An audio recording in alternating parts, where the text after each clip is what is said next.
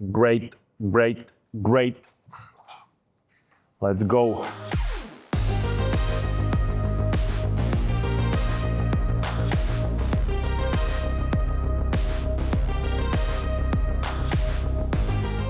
Čaute, rád by som vás privítal pri ďalšom videu a tento týždeň si znova okomentujeme pár zaujímavých tém z podcastu All In.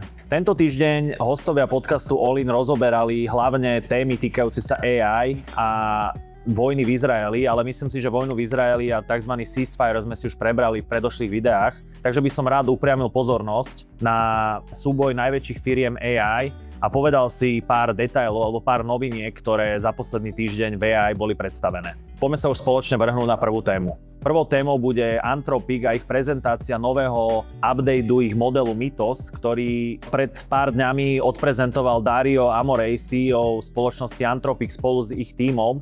A v tejto prezentácii hovoril, že tento model je tak pokročilý alebo je tak disruptujúci rôzne technológie, že ho radšej ešte nebudú púšťať do sveta medzi ľudí, zatiaľ ho iba vyvíjajú medzi vlastnými zamestnancami. Táto prezentácia alebo toto predstavenie tohto modelu Mythos vzbudilo veľkú vlnu kritiky alebo veľkú vlnu zaujímavosti na Wall Street, ale aj medzi startupovými investormi. Čo sa stalo, alebo čo hostovia podcastu, hovorí to aj Šamad, aj David Sachs, hovoria, že Dario a jeho tím, ktorý historicky pracoval v spoločnosti OpenAI, už viacero jeho predošlých releaseov alebo prezentácií spôsobilo to, že rôzne spoločnosti reagovali na to a hlavne spoločnosti, ktoré sú obchodované na burze. Mohli ste vidieť naše predošlé video, kde som rozprával o SaaS spoločnostiach a spoločnostiach, softwarových spoločnostiach, ktoré prepadli o viac ako 30-40%. Toto video si môžete pozrieť tu. A hovorili presne o tom, že tá forma tej prezentácie spoločnosti Anthropic je taká, že snažia sa tou svojou retorikou, tou svojím predstavovaním tých nových modelov,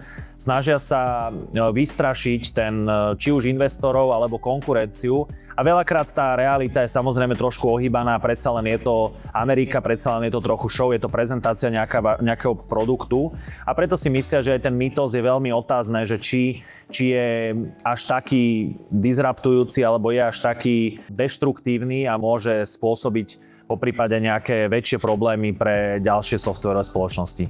Čo je ale veľmi zaujímavé a tiež o tom hovoria v podcaste All In, ako Anthropic v priebehu niekoľkých mesiacov dobehol kompletne OpenAI a Anthropic má dneska tržby niekde na úrovni 30 miliárd run rate, to znamená, že za posledný rok. A OpenAI je v tesnom závese a je to veľmi zaujímavé sledovať, ako rastie hlavne ich funkcia Cowork, ktorá má najbližšie k tomu tej najlepšej umelej inteligencie AGI, ktorá vám vie dneska už ako keby pomôcť s uprataním súborov a s prehľadnením vášho počítača.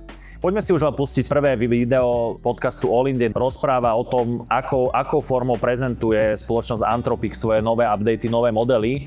A túto formu použili, tento strach pred ostatnými, alebo táto forma zastrašovania konkurencie ju použili aj pri nedávnej prezentácii nového updateu Mythos. Poďme sa už na to pozrieť. Brad, you are an investor in this company. Is this virtue signaling or is it reality? Is this a good move by them to not release this model and be thoughtful, give it to a handful of people and just find all the bugs it can before releasing it to the public? And we've got a lot more issues to discuss about this. I actually think they deserve a ton of credit here, and let me walk you through why. Right? The company could have just released Mythos, broken a lot of core things on the internet. Oftentimes in Silicon Valley, we say move fast and break things. In this case, it means just releasing the model to move further ahead of your competition. But here the company realized it would wreak havoc. They ran their own vulnerability testing. They saw that it would allow offensive hacking and people to expose browsers and browser history, expose credit cards, on the internet. So, what I like about this is they didn't need government to hold their hand on this. We have plenty of government regulations. They know it's in the best long-term interest of the company and the industry, so they set up Project Glasswing. It's an AI-driven, kind of cyber coalition. Apple, Microsoft, Google, Amazon, JP Morgan, 40 of the most important companies. And their goal is very simple. Let's spend 100 days, use advanced AI to find and to fix and to harden these software vulnerabilities before hackers exploit them. Now, what I think this represents, Jason, is a threshold that we're crossing. Mythos and Spud, which is going to be out from OpenAI any day now, which is the first Blackwell-trained model at OpenAI, they represent the beginning of what I would call AGI models. These are models with massive step function improvements in intelligence, And they're just too smart to be released immediately. Ako sme mohli vidieť, tak teraz jeden z hostov, Brad Gessner, ktorý je investor spoločnosti Anthropic a OpenAI, povedal, že aj napriek tomu, že ostatní si myslia, že možno Anthropic s ich novým updateom Mythos len preháňa alebo snaží sa strašiť konkurenciu, tak hovoril, že podľa neho spravili správny krok, keďže vyhodnotili, že nový model by mohol ešte nie v úplne 100% podobe zneužiť užívateľské dáta, možno zneužiť dáta z kreditných kariet spoločnosti a tak ďalej. Mohol by spôsobiť možno viac škody ako osohu a preto si myslí, že tento krok je spoločnosť Anthropic vyhodnotila veľmi správne a považuje to za správne riešenie. A to isté očakáva od aj najnovšieho modelu OpenAI Scamp, ktorý by mal už byť trénovaný na tých najnovších čipoch od NVIDIA Blackwell a myslí si, že takisto by mohlo postupovať aj OpenAI. Takisto spomína, že je veľmi dobré, že títo lídri v AI nepotrebujú takú tú reguláciu od štátu alebo od nejakých veľkých inštitúcií, ale sú sami ich týmy, ich zamestnanci sú sami schopní vyhodnotiť, že či ten daný produkt budú releaseovať alebo nebudú, alebo počkajú, poprípade skúsia opraviť rôzne nedokonalosti a rôzne bugy. Ďalšiu tému, ktorú by som chcel rozobrať, je tzv. Využitie reálne a využitie týchto investícií, ktoré sú v AI. Ako môžeme vidieť, tak AI, tie najväčšie spoločnosti dosť do AI investujú, alebo tento rok plánujú investovať niekoľko stovky miliárd dolárov v capexoch. Hostovia podcastu sa zhodujú na tom, alebo snažia sa, debatujú sa o tom, že či tieto ako keby spendingy, tieto kapitálové náklady sú opodstatnené. Vidíme, že Anthropic vyzerá, že to potvrdzuje, kedy ich tržby sa viac ako z 10 násobili za posledný rok. Dneska sú niekde na 30 miliardách ročne. To isté OpenAI a ďalšie spoločnosti. Máme tu spoločnosť Gemini od Google, máme tu AI od Mety, máme tu ďalšie AI-ka. To znamená, že vyzerá, že tento capex je oprávnený, ale je veľmi dobré a pustíme si za chvíľku úsek toho videa, kde David Sachs, ktorý bol ešte donedávna poradca prezidenta pre AI a krypto, tak hovorí, že presne tí istí ľudia, čo tvrdili, že zamestnanci a celkovo ako keby ten trh práce bude totálne zničený AI a vlastne všetci ľudia budú prepustení a všetko budú robiť roboty a všetko bude za nás robiť umelá inteligencia, sa takisto mýlili, ako keď tvrdili, že AI spending a AI vybudovanie tej AI infraštruktúry, či už pomocou datacentier alebo investovania do čipov, je ako prepálené a nemá to reálnu návratnosť, tak dneska vidíme, že tieto spoločnosti, ako napríklad Anthropic alebo OpenAI, sú jedno z najrýchlejšie rastúcich spoločností na svete a ako kedy boli. Hej. To znamená, keď si uvedomíme, tak ten Anthropic má niečo len cez 2500 zamestnancov a má viac ako 30 miliard dolárov tržby, čo keď porovnáme napríklad s Googlom, tak Google mal pri takýchto rovnakých tržbách mal viac ako 100 000 zamestnancov. To znamená, tá efektivita na jedného zamestnanca je tam dneska výrazná, obrovská. Samozrejme uvidíme, že či sa toto bude držať aj do budúcna, ale myslím si, že to je veľmi dôležité hovoriť, že zatiaľ vyzerá, že ten spending a to míňanie kapitálových nákladov do AI, to znamená budovanie datacentier, budovanie celej tej infraštruktúry, vyzerá, že zatiaľ nesie svoje ovocie a vyzerá, že toto ovocie je veľmi sladké. Poďme si už pustiť úsek z videa, kde toto David Sachs okomentuje.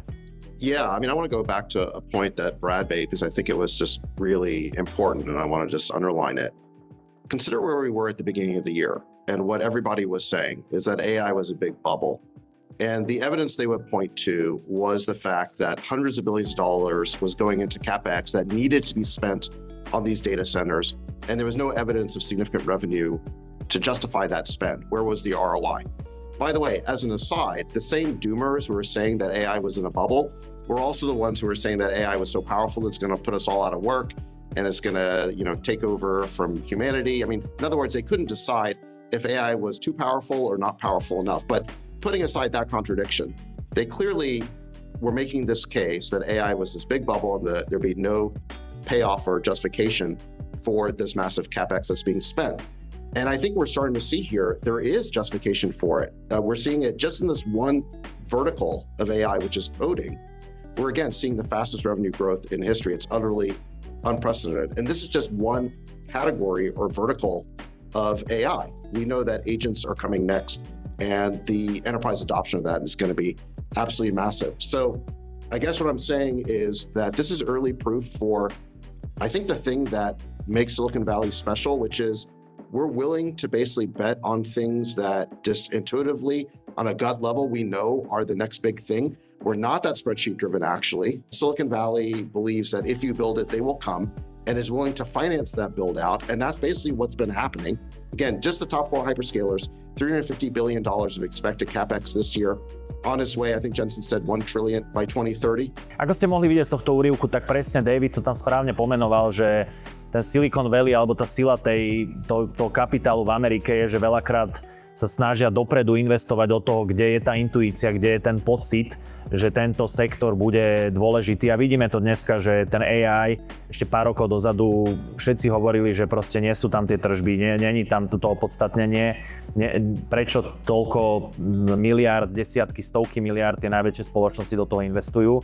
A dneska vidíme, ako som už spomínal pred chvíľkou, že tieto kapitálové náklady sa vracajú a vznikajú hlavne kvôli tomu veľmi zaujímavé spoločnosti a vzniká kompletne nové industrie, kde vyzerá, že Amerika bude hrať kľúčovú pozíciu a pravdepodobne bude aj lídrom v AI. Poslednú tému, na ktorú by som sa znova pozrel, a myslím si, že je to veľmi stále zaujímavé, lebo stále niektoré z tých spoločností sledujeme. Už sme niektoré aj priradili do nášho portfólia, ale stále si myslím, že veľa zo SaaS spoločností, softwarových spoločností je prepredaných, to znamená, že tie akcie klesli až viac ako je reálna hodnota. A to je jedna z tém, ktoré zás sa rieši v podcaste All-in a pekne to rozobral David Sachs. Súhlasím s ním, že veľa z týchto spoločností určite nevymizne. Je jasné, že tá tvorba toho softvéru bude výrazne lacnejšia, ale myslí si, že tieto spoločnosti sa pretvoria a integrujú tieto AI prístupy a